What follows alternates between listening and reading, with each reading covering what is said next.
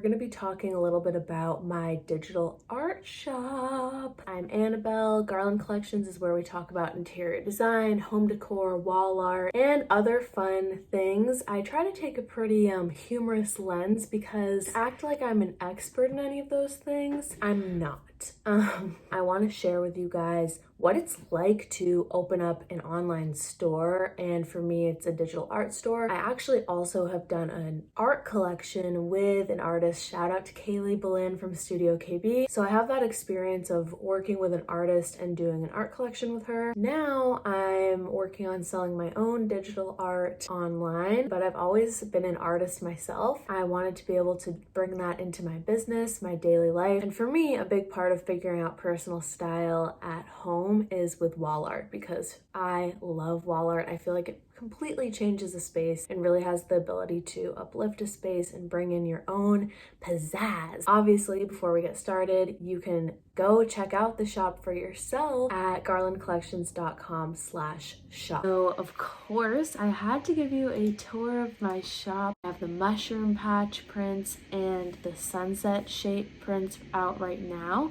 Those were the first two little combos that I came out with, and I'm coming out with a new one actually I think the day after this video goes up, so probably by the time you're seeing this they'll be up. So make sure you go check out the link in my description so that you can shop the new digital art prints. It's so easy to print them out at home and frame them. Also, I feel like it's very important for me to tell you up front that the two most important tools that I use for my digital art shop are my iPad Pro, and this is the 11-inch, and I have the Apple Pencil, and I use the app Procreate. So you just got a sneak peek of some future designs that are coming to the shop soon. And honestly, like, this is a video that's very much an in-process video. I haven't figured out every single detail of my digital art shop in the way I'd want to, but I think that that's helpful to share so that you know kind of what it's like from the very beginning, which I already have some prints up, so this is a little past the very beginning, but still figuring out how to have all the different JPEG sizes and stuff that we'll get into later. In addition to the iPad, I also use my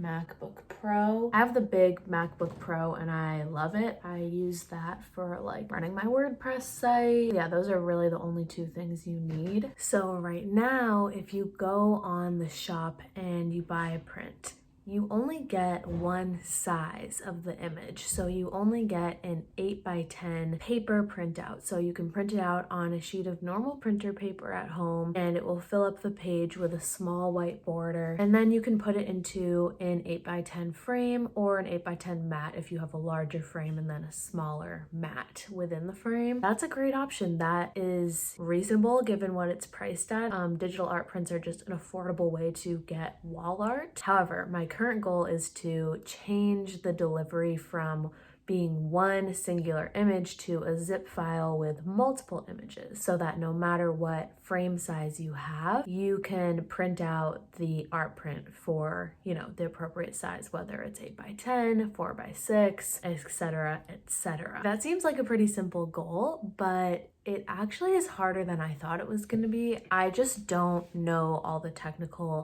ways that within Procreate you need to resize images. I remember from when I took a digital art class in college, one of the harder things that you can do is resize images, because like when you make an image a certain size, I don't know, for some reason it's just one of the harder things to do, and I never really grasped it in that class, so I'm gonna have to learn it now.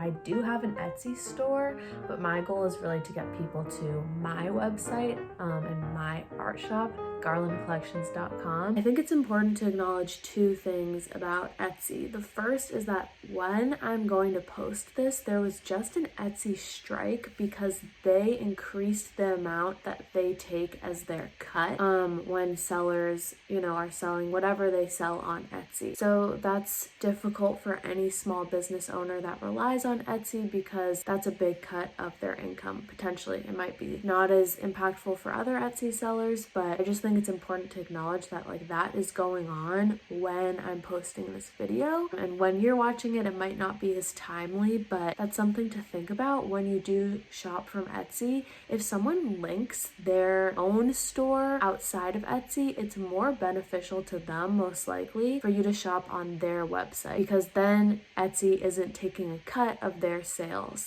So for example, it's much more beneficial to me if you buy an art print on garlandcollections.com rather than my Garland Collections shop on Etsy. However, the second thing is that's not necessarily why I'm not targeting Etsy sales. The reason I'm not targeting Etsy is because it doesn't really make the most sense with my business, since I started off more as a blog and a content-based business. And that's still a main focus, and I do blog posts all the time. I have new posts going up every single week. I want traffic on my website, and I see Etsy more as a marketing funnel to get more traffic to my website, and I'll talk a little bit more about that later, but I just wanted to unpack a little bit of that. Not the tea on Etsy, but it's just like, I just wanted to talk about that Etsy specific kind of decision making and why I don't focus on getting all my sales on Etsy. A lot of how my business works and the marketing takes place on this very laptop. The way that my business all works together is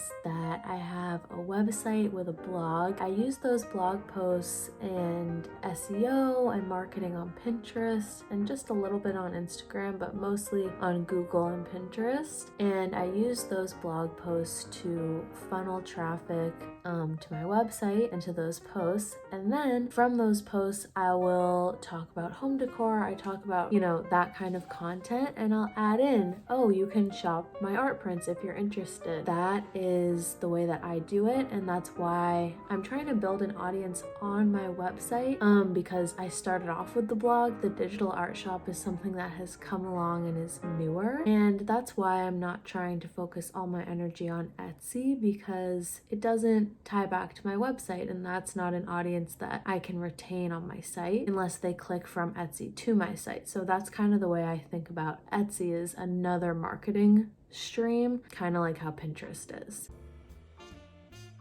Drawing these prints is one of the most creative, fun parts of my job, and I take a lot of joy in the process of drawing them. The more I focus my approach to making these prints around my own joy, the more I feel like other people are able to find joy from them, and I keep it pretty casual. I try to make them, basically I don't try to make them perfect, I just try to make them enjoyable. Oh my god, I'm so excited right now. I have news to share with you about the problem that I was trying to solve yesterday. Let me get my iPad. Okay, so I think I mentioned yesterday that I was trying to create the zip file with multiple images for when you download your digital art from my shop, so that you can get the image in whatever size you need. So for example, you could get it in a 4x6, you could get it in a 10x10, and that was very confusing to me because I was like, if you have one piece of artwork, how are you going to resize it? Like, that doesn't make sense.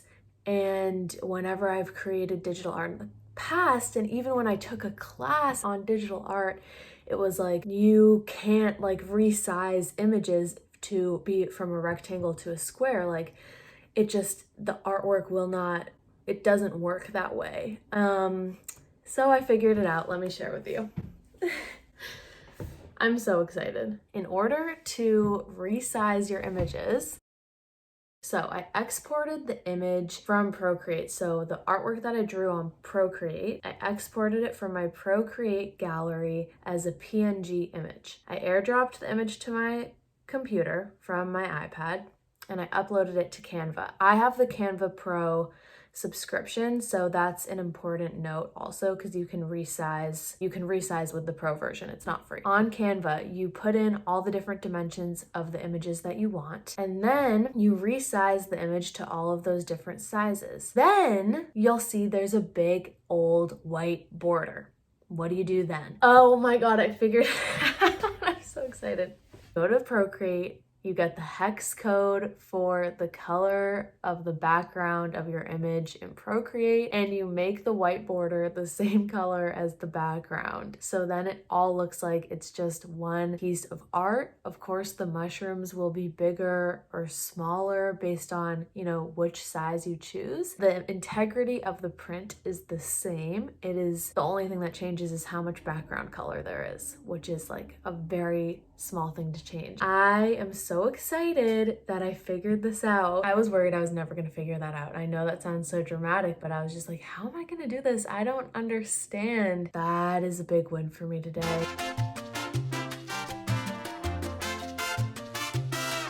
Thank you so much for watching this video. I hope that you learned something about what it's like to open an online art shop and some of the day-to-day behind the scenes of running it and making decisions about where you want to sell your art and how you're going to market it and funnel. If you have any other questions that you want me to elaborate on that I talked about in this video or that I didn't even mention, definitely comment below. I'd love to know what you're curious about. I'm so glad that we got to hang out together today. Thank you for stopping by. Make sure you like this video, subscribe to Garland Collections for more content like this, and I'll see you in the next video. Bye!